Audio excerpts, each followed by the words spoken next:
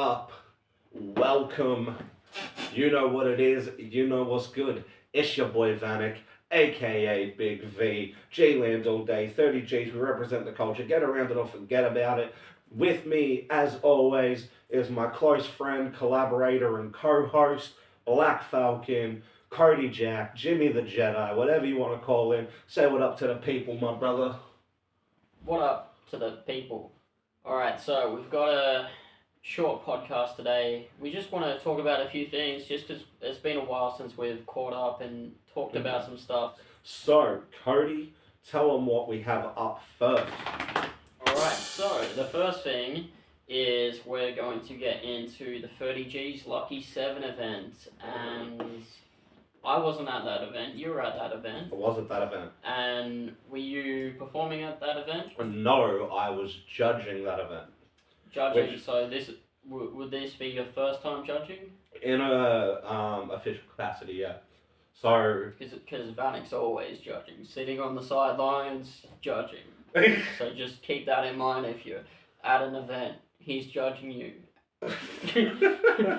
No, don't listen to this again. No, for real though. So your first official judging role? Yeah. So obviously I spent a lot of time over my years watching battle rap. So it's very easy to sit in like the bedroom and just chill and critique battles as you watch them, because as a spectator, like everyone's gonna have their own opinion. But in an official capacity, this was my first time judging an event. Shout out to 30G and the homeboy Big Daddy Bates for reaching out and asking me to judge. It was awesome. It was also very complicated. It was not a process that came easily, and you'd think it would, like, oh bro, I've watched hundreds of battles, I know what I'm doing.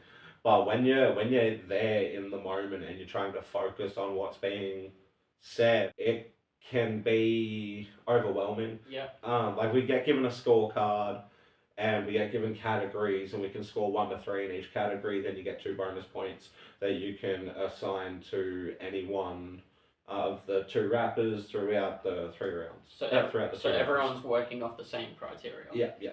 But it still boils down to so there was certain battlers that I thought connected with the crowd more than others.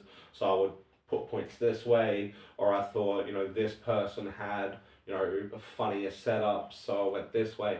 But then that was very different to how the other boys were judging. Like everybody had their own takes on it. If I could go back and do it again, there are probably some battles I probably would score not super differently, but slight variations in the scoring. But it wouldn't be that different from how I scored on the night. So who else was on the judging panel? We had the homie Brink, shout out Brink, and we had my man D-Backs, shout out to D-Backs. And I think both D-Backs and Brink did a really, really good job at judging. Like I said, it's a different ball game, especially for say me and Brink, who are both active battlers within 30G. So it's a completely different beast. I was super stoked to see Lone Soldier go up against Sturdy, which takes a lot of courage. Yes, because Sturdy's name speaks for itself at this point. Yeah, it holds a lot of weight. And I mean, he's a presence, he's an energy. Soon as he walks in the room, he has the crowd eating out of the palm of his hand. That's a lot to take on as an opponent. And although there's a bunch of great battlers that have a long history, Sturdy's got a very unique style. He's not there to out-rap people. Yeah. You get rappers that are I'm here to out-rap. Like Donkey. Donkey's a good example of someone who's a really, really good rapper, and they're not there to out-bar the person or out-steeze them. He's there to out-rap them. And he can do that really well. Whereas Sturdy, he's I break down things really simple, so that you can be in the moment with me. That way, when the punchline hits and the joke hits, the crowd's right there in the moment. And I think his Simpsons material, his monorail. Oh, that was so good. That's a great example of what I was just saying of I'm gonna do something in a very simple but creative way so that I have the crowd with me in the moment. It wasn't, for me, it didn't stand out in terms of like multi-syllables or anything, but it was just that energy of people would instantly know what he was going on about. That being said, Lone Soldier had his own moment like that. The I don't know what you've been told. That fairly certain that started with Red Rider. Oh really? When Lone battled Red, I think is when he first whipped out that I don't know what you've been, and he's like used it ever since. Lone's building his own presence, and he's building his own rapport with the crowd. And it's just a great way to hook the crowd in because he's building his own niche in his own pocket. I really appreciated Sturdy's aggro reference. And I like the self-awareness when he introduces it and he says that if you're not a 90s kid, you might not get the reference. Another bar that really stood out to me, the ending for Sturdy, is his advice to Lone Soldier where he said, you need to be prepared to lose in order to win. Yeah, that was G as well. But no, I think ultimately Sturdy managed to keep it a bit more relevant, but it was another massive step up for Lone Soldier. The headliner of that event was Osborne and Matty Klein, which that was one hell of a battle, bro. Matthew Klein, and to see the return of Matt Klein was awesome. And I remember watching Matt Klein versus a guy named Fuzzy Logic. Fuzzy versus Matt Klein. Fuzzy's like this British dude, who's also very comedically driven, and Matt Klein is obviously a stand-up comedian who battle raps, so also very comedically driven. But that was the last time I saw Klein. No, one of the last times I saw Klein battle in person. So to see him come back, it was like clash of the amped up giants. Oz, Matt Klein, a battle I've been wanting to happen for a decade. So that was awesome to bear witness to. I was super bummed out I wasn't able to make it to this event because that was scheduled for the previous event, but unfortunately there were some more serious things to worry about. Well, in one of Oz's round, he made the whole like you bailed for the bushfire thing very relevant and like brings it back around. I think it was in the second. That was one of his best schemes in my opinion, where he said, "I'm fired up and stoked you're back in Burn City." So 3 references just in that one line. Oz has a really good way of making like the most random things very relevant. So like when it comes to something that actually is relevant, to expect him to not lean on it and go like hard.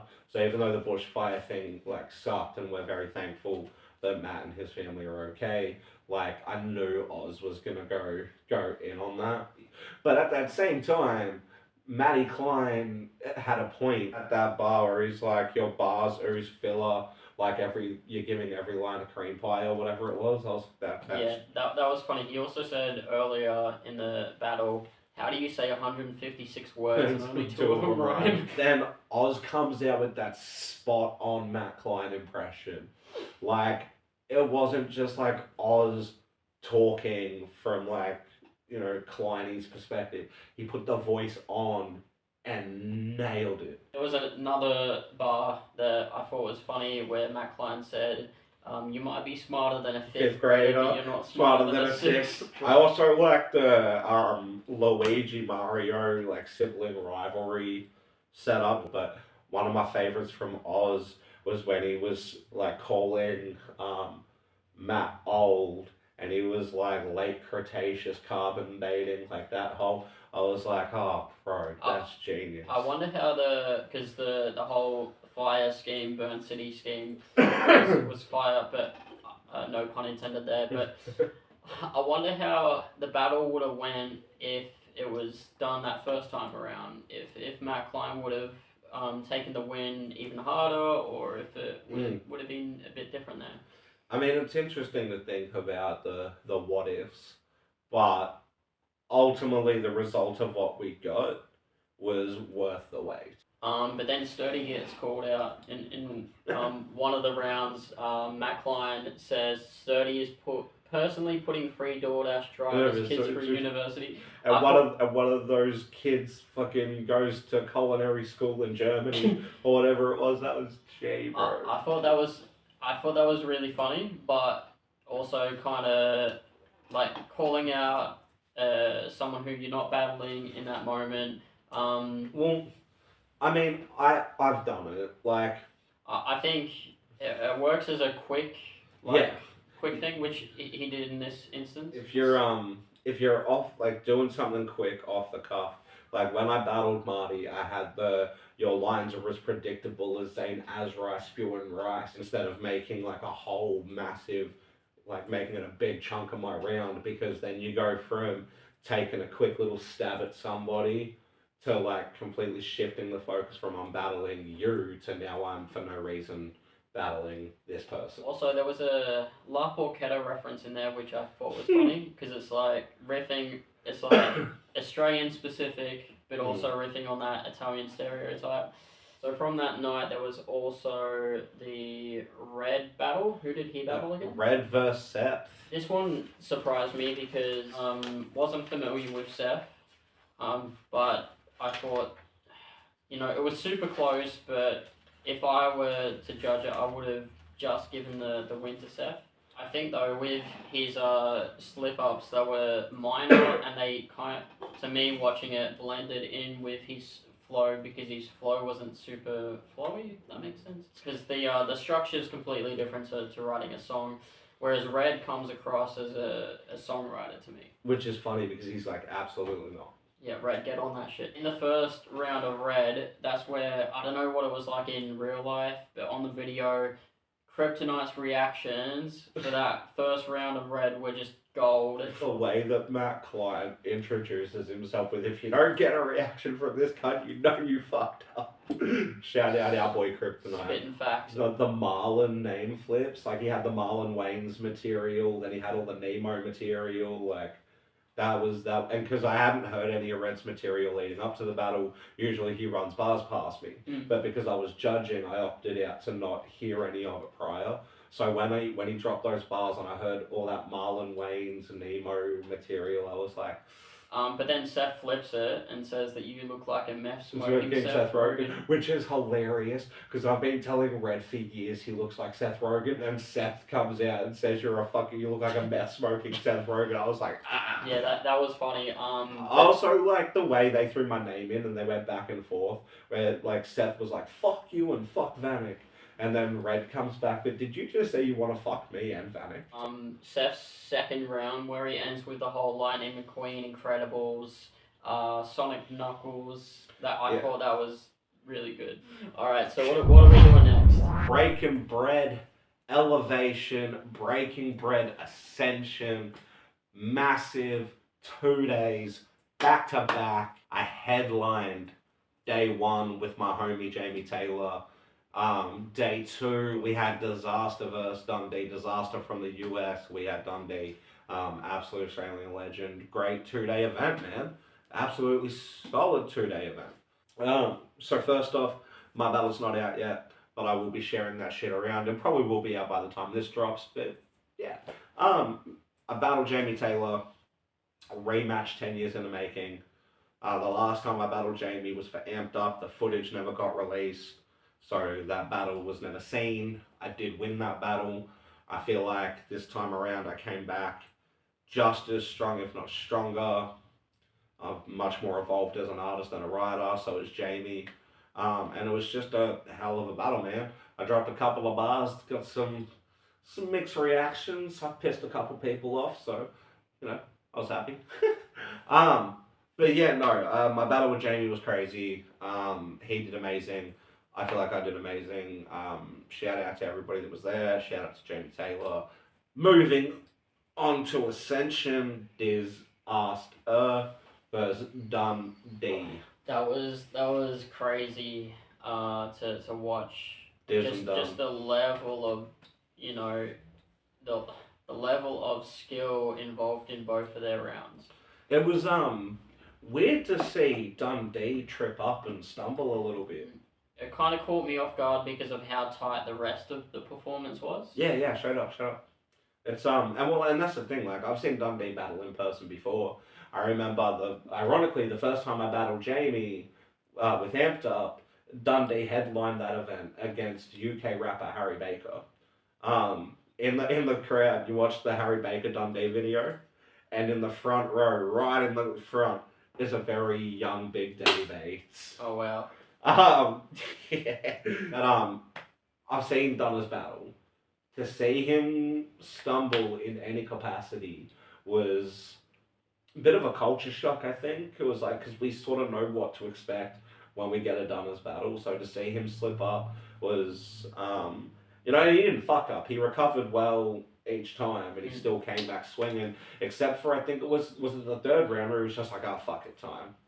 Yeah, I think so. And towards the end, Disaster pretty much said that he wasn't able to come up with a whole lot because of what's happening in Lebanon, which, I can understand, personal things and global conflicts and all that, throwing the vibe off, but in saying that, you're on the bill to do something. But Dundee, man, that opener, where he's like, these new hate speech laws mixed with these jokes that I've written means that after this battle, I'm probably going to prison. Gesundheit. Or as they say in Sweden, Gesundheit. But to me, I'm a huge fan of wordplay and punchlines. Dundee was solid throughout most of his round. Yeah. Whereas Disaster had a few punchlines, but they were a bit sporadic. I think one of my favourite lines from that battle was from Disaster, where he was like, even manners can see through your bullshit. One of my favourite schemes throughout the whole battle was when Dundee said, I said Disaster, I throw up a name, because in Australia Disaster is one of the greats. But unless you're in Downside or Hunter's your mate, this Disaster right here can get the fuck out my face. If you're not familiar, Disaster is a West. I think he's a Western Australian based rapper. Another massive battle that night. Like, we got to see Dundee come back, but we also got Manners back that night, bro. I really enjoyed that battle. Manners, in my personal opinion, Manners destroyed him. Oh yeah, absolutely. But Jerry did have some good bars in there. Watch me turn that stick to a mop. I'll make him slip in that drip. I thought it was a little corny, but it works, I guess. The only real, notes that I have were, Manners did better. It's such a basic critique of the battle. It's like, this cunt did a better job. I don't really have. Obviously, the grave robbing setup from Manners was nuts. And I think Jerry's third round had a really strong finisher. But I didn't take in too much from that battle, to be completely honest. Other than Manners is a beast. Seems to be that every battle I watched from that event, Cassowary was brought up. Granted, some of the references were funny, but some of them were just like, okay, I've kind of heard this. Manners said, hey, Cassowary, whenever they do that medical procedure, when they remove your testicles, kick him over to Jay because he could use a set of balls. Yeah. I thought that was clever. When he calls out about, Cassowary, there's been lines mentioned about Cass, but mine was the best. That was very funny. There was also a setup which I wasn't a fan of the way that it was set up. When Manners mentions there are these grime rappers nerve chilling at Wombat Shadow. So he explained it and then did the punchline, which to me takes away from it. But he said, you've got some nerve chilling in Wombat's Shadow. Yeah. I thought it was clever, but explaining it before you actually get there took away from it. Harlem and Scrub was the second night. Oh, yeah, that was my two. That was very entertaining. Bro. And I think Scrub stepped up from his last battle. And Harlem came in real strong. The whole, taking the piss out of Scrub for the whole Slim Shady wannabe vibe that he was doing, 10 years ago. Genius. But there was not a single thing that Harlem brought that Scrub was not prepared for. I think Scrub finished really strong. Harlem relied a bit too much on the BG's B-52s thing. Although Scrub, in his first round, he had a bar that he should have said differently. He said, how about I hit up Dove and you hit up Tay Tantra? Yeah. He should have reversed that, in my opinion. But that is without a doubt the best I've seen Scrub. Yeah. And then when he does the I don't want no scrubs flip, where he's like, that shit's been done, but his style points to you, bro. Like that whole setup, where he's like, yeah, you did it, and it was clever, but it ain't that clever. Like that was sick. And then the Eminem 8 Mile Slim Shady reveal, just waiting for the 8 Mile reveal, and it was brilliant. But this was a much better matchup compared to his last battle, because he opened with Ruckman, which just didn't make sense. Yeah, I mean, well, he's Scrub's done a few battles. Like the first person the Scrub battled was Arrows, and that was a few years ago. Yeah, right. Mustn't have seen that one. Scrub's a good rapper. Yeah. Scrub is a good songwriter. Scrub is good at what he does, but I feel like as a battler, this particular battle, he stepped up massively. And you take Harlem and Scrub, who both kind of jokers, both kind of like their styles, you knew it was going to fit well. Stylistically, they can be quite similar. But this is without a doubt the best battle performance I've seen from Scrub. So that whole scheme about the Nickelodeon stuff, was Harlem actually... Harlem did voice work in, I don't know if it was an episode of Paw Patrol or the Paw Patrol movie, but yes, he did voice work in Paw Patrol. Yeah, okay. Well, knowing that now, that whole scheme hits even harder. I thought that was funny. Yeah. Did you let Dan Schneider finger your mangina? Harlem had a really good bar about Morns. There was a Morns reference where he said, "You don't rap like Morns, that's not to be said, but you should dress like Morns and put a box on your head." I think Harlem's like baddie lawyer flip was also really funny. Scrub's response to the record breaking bit was really good because he just came with it so quick. And that snap was satisfying to hear though. Yeah. When it went like that was a satisfying snap. But yeah, this was a really good battle. Yeah, Scrub versus Harlem, absolutely a hell of a battle. Definitely the best I've seen from Scrub as a battle rapper. Absolute top notch performance and like pre-planning methodical thought from Harlem was on point as well. But for me, I think Harlem started strong, but Scrub finished strong. Yeah, I personally don't know where I would put the winner of that battle. Like I want to give it to Scrub based on certain things, and I want to give it to Harlem based on certain things, but I feel like if we're talking a slight edging, right now, having only seen the battle twice, right now I would edge it to Scrub, but if I, with every rewatch, you're picking up new things, so, yeah. But that was one hell of a battle, and one that I was very, very happy that took place. Like, I was definitely excited to see that. So. I must say, Scrub pulls off the blonde hair way better. That, you taking the piss out of me, taking the piss out of Eminem thing was just fucking G. There are a lot of battles that happened across Elevation and Ascension. We could have spent forever talking about them all, but we decided to pick the headline battles and then, one really good, solid battle that wasn't a headliner, so that we didn't get too bogged down. But we do want to shout out literally everyone involved with Breaking Bread, everybody involved with 30G, everybody that rocked up to Lucky Number 7, anyone that was at Elevation or Ascension. We appreciate y'all. So keep doing your thing. Battle rap is in a massive revival right now. We're strong, baby. I'd love to get into these battles more, but there's just so many bars to go over, and the more that I think about it, the more bogged down I get in my thoughts. Yeah. So I'm gonna leave it at that. Is there anything else you wanted to touch on? Nah, I think, like as I said, just shout out to everyone that is involved in the culture right now, everyone that's come to a battle, been in a battle, shared a video, a promotion clip, anything.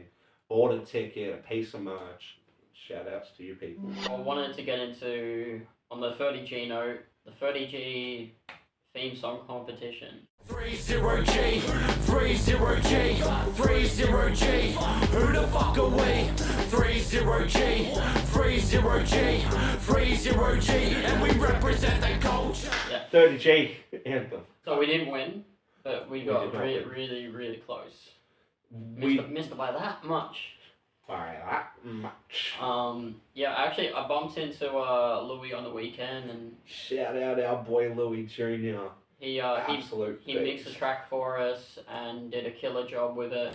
Yes, he did. Considering we recorded the vocals in My spare room. Vanik's spare room. The mic was in the middle of the room. The dodgiest fucking setup ever, but we made it work. And that's what we do. We make things work. We made it work. We put good couple hours into recording the vocals though. Yeah. And we had our boy Kryptonite, Zach, Backy, Bong, Lord.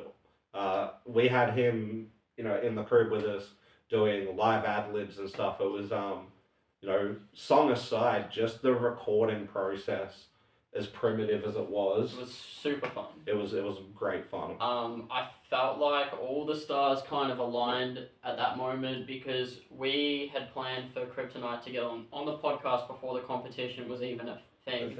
But the competition gave us that energy to make things happen. Yeah. And I don't think the competition song would have came out the same if we didn't have that fire behind us. Yeah, straight up. And I think when it came to making the track in general, like you were saying about the stars aligning, it was like, it really was like, it was almost serendipitous. It was like Cody had like the skeleton for a beat a day later. He's like, I've got a beat finished. I already had, I think, like 4 bars written to something else that was kind of like, could apply, and just fleshed that out. Kryptonite came down for the podcast, and he was all keen to do it. Like we hit up Louis Jr. He was like, bro, send me the track, we'll get it done. Everything just sort of clicked, and the fact that we had all these sort of things sort of planned and in place before the competition was even a thing. As you said, the competition came up and it gave us a lot of motivation. Yeah, Right. and the whole process was just so natural. Like, as a writer, you would be familiar that sometimes things don't come naturally and you force them and it doesn't have the same end result. Even if it's like super technically impressive or whatever, Yeah. if things don't flow, it's not the same. And this whole process was just, effortless. And then, the competition itself was cutthroat, man. We ended up losing to Chili Tuesday and Johnny Trash. Shout out both those boys. They made bangers. Trilly, if you've still got my sunglasses, let me know, because I'd love to get them back.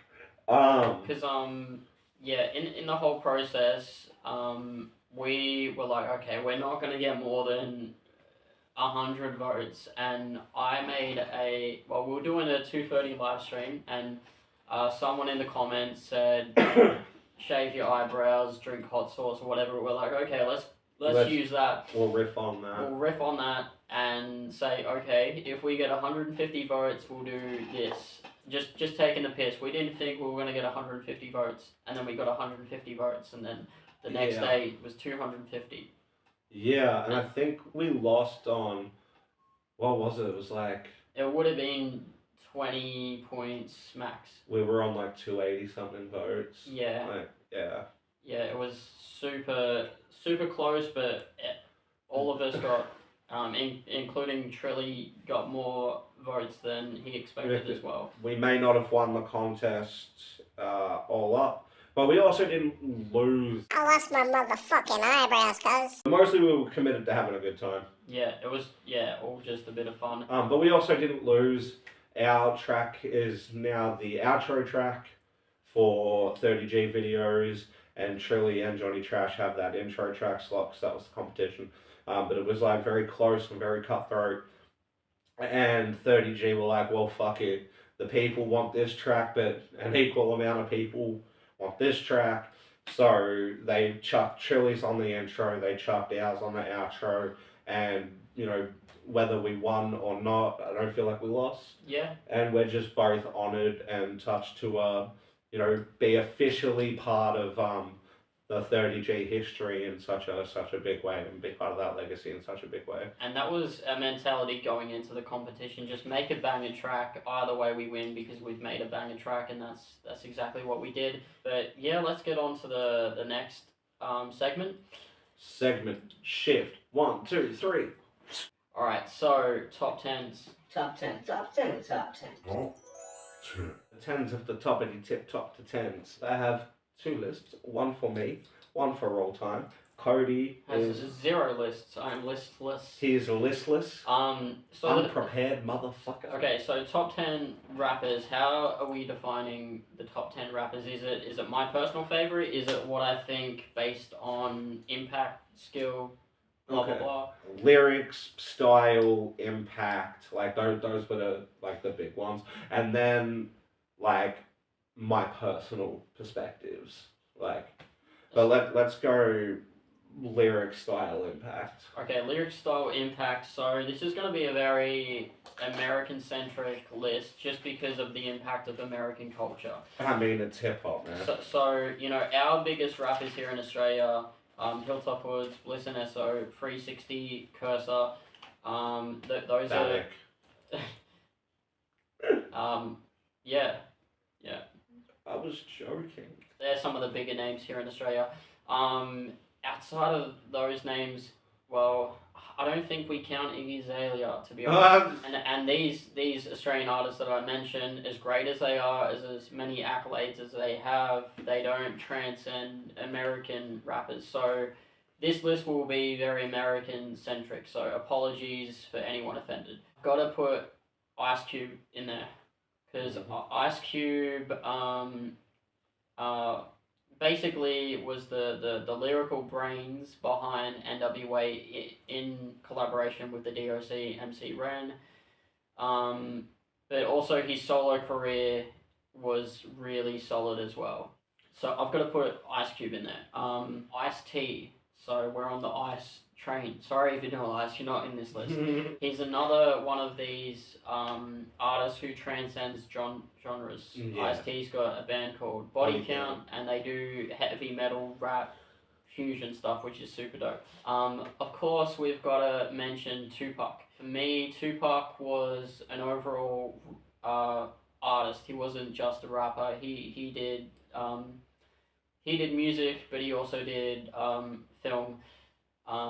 Yes. Well, a lot of people may not know this, but Tupac was actually studying to be a theatre actor before he became a rapper. I've also got to put Lil Wayne on my list, Okay. because Lil Wayne lyrically gets overlooked because his voice is kind of annoying. And I get it. His voice can be kind of annoying, and some of his music is just like just bars for the sake of bars. But he is technically one of the most impressive mainstream rappers in my opinion. Gotta put 50 Cent up there. 50 Cent was my first favorite rapper. Technically not the most impressive, but in terms of impact, no one's been bigger than 50 Cent. If you look at just, the peak of 50's career, he had the biggest album, he had the biggest movie, he had video games. Eminem didn't have a video game. He had sneakers, he had fashion, like the list goes on, and now he's a TV mogul. So 50 Cent's got to be up there. I've got to put Eminem in there. Can't mention 50 Cent without mentioning Eminem. In terms of longevity, probably the biggest rapper. So yeah, Eminem's got to be in there. Even though I'm not a fan, I've got to give it to Drake. Drake's currently the biggest rapper in the world, and he's had the longest, I guess, pop rap career. So not a Drake fan personally, but I've got to give it to Drake. DMX, another well-rounded artist who had a really big impact at the start of his career. You can borrow DMX, so as long as you return him washed and prepped for playtime. Yeah. I've got to put Kanye West in there. I know he's more of a producer than a rapper, but he did have a pretty good rap career. and also a well-rounded artist, even if he's a little crazy. Oh, Snoop Dogg. Snoop Dogg.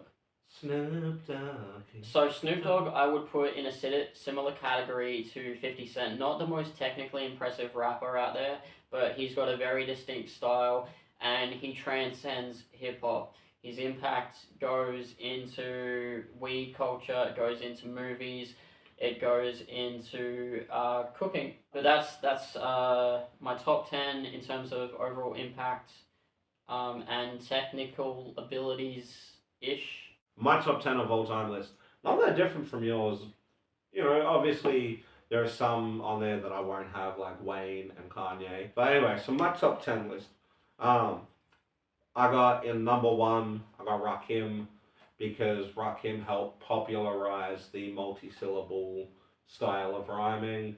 He had very complex technical structure, which at the time was not like a massive thing. In my number two, I got Cube.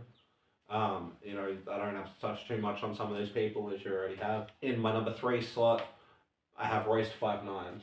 Royce is a solid choice because he often gets overlooked. Royce has outbarred Eminem on plenty of songs, but when it came to my top 10 of all time list, I opted to have Eminem on my personal list instead. So I think Royce da 5'9" was a good replacement for Eminem. I got 50 in my number four, because as you said, in terms of impact, global success, you know, the accolades achieved and the numbers he was doing at his peak.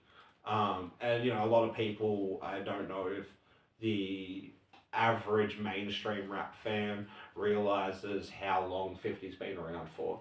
Like 50 was around long before the Shady Aftermath deal. 50 had a very tight grip over that like early 2000s rap period. So then in number 5 and 6, I have Jay-Z and Tupac. Mm-hmm. A lot of people are going to be mad that I don't have Tupac higher on the list. But, you know, Tupac is self-explanatory. The impact of this, the that, it's all there. Very versatile artist, it's all there. But I feel like he had a limit on how long he would peak for. And people, like, I feel like had he not died in his prime, he wouldn't have been able to maintain the kind of longevity that his legacy is built posthumously. So, well, an amazing rapper, an amazing artist, a great storyteller, and he definitely deserves to be on a top 10 of all time list. I don't think he should be in that number 1 slot or number 2 slot like everyone else would put him in. Yeah. So I've got him at number 6. I've got Jay-Z at number 5. For my 7, 8, 9, and 10 slot, I have Ice-T, DOC, DMX, and KRS-One. And if I sat there and explained why for each one, we're going to get super bogged down. So they're on the list because they're fucking awesome and have had a great impact on hip-hop culture as a whole. Culture would not be anything what it is now without the influence and participation and music of every artist mentioned on this list. Personal lists. Yeah. So I'm going to go through this one really quickly. I'm going to double up on one person, and that is 50 Cent. Next, I'm going to go with Yellow, then Chris Webby, Royce da 5'9", Crooked Eye, Cogs, who's an Australian rapper. Go look up Cogs if you don't know who he is. 360, Alex Jones, aka Dr. Flea, K21. Okay, let's round off the list with Lloyd Banks. My personal list, number 1, I've got Eminem because, you know, it's self-explanatory. But Eminem is corny. Yeah, Eminem's corny, but when I listen to Slim Shady performing rhymes, I get horny. In my number 2 slot, I have S.O. from Bliss and S.O., one of the most impactful Australian rappers of all time. In my number 3, again, shouting out Australia, I got Century, one of the most clever lyricists I've ever heard. Then in my number 4 slot, I got Tech 9.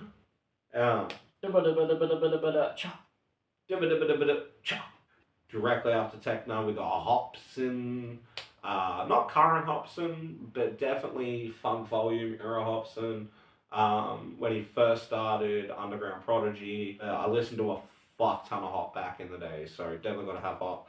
Then I got this is gonna piss so many people off, and I'm so excited for it. I got your boy Machine Gun Kelly, MGK, Kells, the Gunner. Directly after MGK, I got J-Mo Ski. I don't know how many of you out there are actually familiar with J-Mo.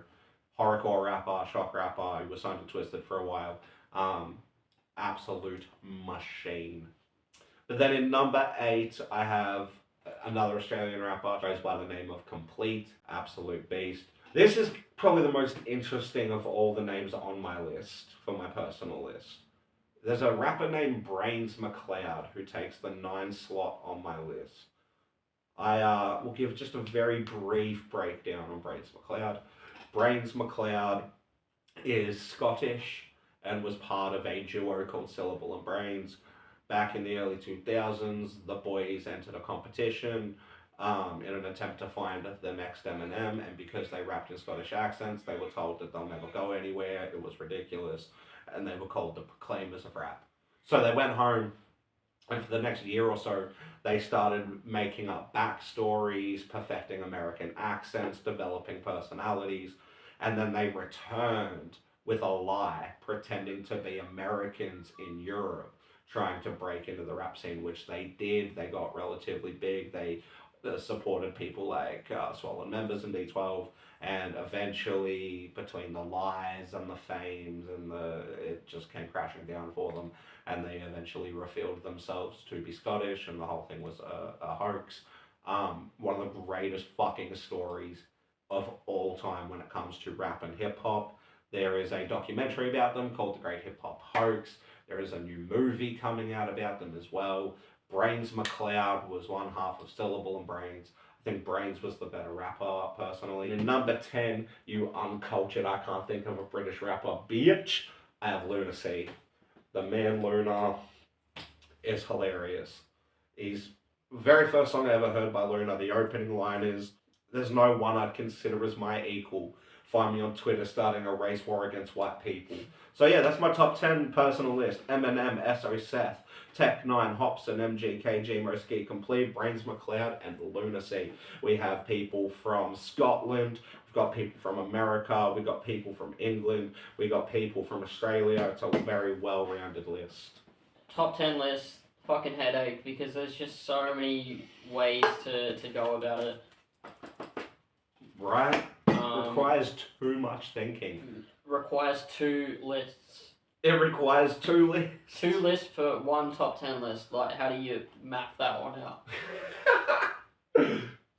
So, yeah, don't come at us about doing top 10s because they're so hard to put together. Yeah, so I'm sick of these top 10s, so let's move on. Fuck your top 10s. That was your top 10. Fuck my top 10s. So, any upcoming events that you want to announce? Upcoming Eventius. Huh? Upcoming Eventius. Huh? Upcoming Eventius. Huh? Exactly. Battle rap events in general. I know OMC have one coming up for September 12th. Definitely keep an eye out for that. Breaking Bread just had their freestyle tourney that happened the Saturday just gone. We do have an event in the works. 30G have something cooking. It's going to be huge. And when I say huge, like next level huge. Yeah, a couple of battle events coming up. We've got 30G Anthem will be releasing soonish. You and I have some things in the works. Yeah. I've got some things in the works. I was recently in the studio. I did 3 back-to-back days in the studio. I've got 5 songs left to go on Dead Bodies, so that's coming. Yeah, nothing too major. Life's been pretty chill. So yeah, just watch the socials. Keep an eye out for our stuff. Keep an eye out for 30G. Keep an eye out for the OMC announcements, Breaking Bread announcements. Just follow the socials, yo. Well, we are here. I do this a lot, but I want to give a quick shout out to our boy Kryptonite. who is officially the Backy Cone champion of 2026. He now goes by Backy Bong Lord. Hit up his socials. He plugs us all the time, so we're going to plug him. Hit up his socials on Instagram, I think Facebook, I think TikTok maybe. I think he's also got a Discord, like Backy Bong Lord 2026. Go follow his shit because he is a good friend of ours and we fucking love him to death. So, yeah, definitely go check out his shit. Lungs of Steel. Lungs of Steel, man. The Backy Bong Lord. But, what about you? Do you want to talk about any of the 230 projects we've got in the works? Or we're going to let them simmer, marinate? Let's just say that we're working on our next episode and there will be a guest. Can't tell you who, but there will be a guest. Oh, shit. Might be a reptilian. Which will be great. We have a couple of short films in the works that can't really talk about too much because, we're not quite there yet. But we are busy. We, don't think that we've forgotten about you people or that we're not, coming up with the content because we are. We both live lives. We both have responsibilities. This is not what we do full time. We'd love to be in a position where this is what we do full time, but currently it's not. It's not what we do full time, so we have to make time for it. And that goes to show how dedicated we are to you guys and to trying to build something out of this. So we apologize for the delays, but new content coming. And on a slightly unrelevant note, Falcon's Lab is getting more content soon. I'm in the process of editing the next video. I was intending of doing a video every week, but that was a bit ambitious. As I said, this is not what we do full time. So, but yeah, new Falcon's Lab is coming, and more 230 is coming, more short films are coming. I've got some stuff brewing that I will be touching on at a later date. And before we wrap this up, just drop in the comments if you want us to see us do more shots of hot sauce. Let us know. We're not going to do it, but let us know if you want to see it. No, for real though. If you guys have any kind of challenges that you might want to see us do, like we're open to it. You've got an idea for a challenge, you can comment on one of our videos, you can DM our socials, whatever you want to do, and yeah, we'll see what we can make happen because we're always down for a challenge, always down to be creative, always down to do something a bit outrageous. So yeah, if you have any ideas for something you might want to see us do or somewhere you might want to see us go or anything like that, comment and or DM our socials or something and we'll get back to you. Alright, that's a wrap. That's a wrap? That's a wrap. Yo! No, that's a wrap. Shit. Cody said a rat. Then he said a rat. A rat-a-tat-tat. There's a chicken on the mat. And the chicken went cluck. And I don't give a fuck. And my V is empty. That's just my luck. That's a wrap. That was garbage. Oh, what up, yo?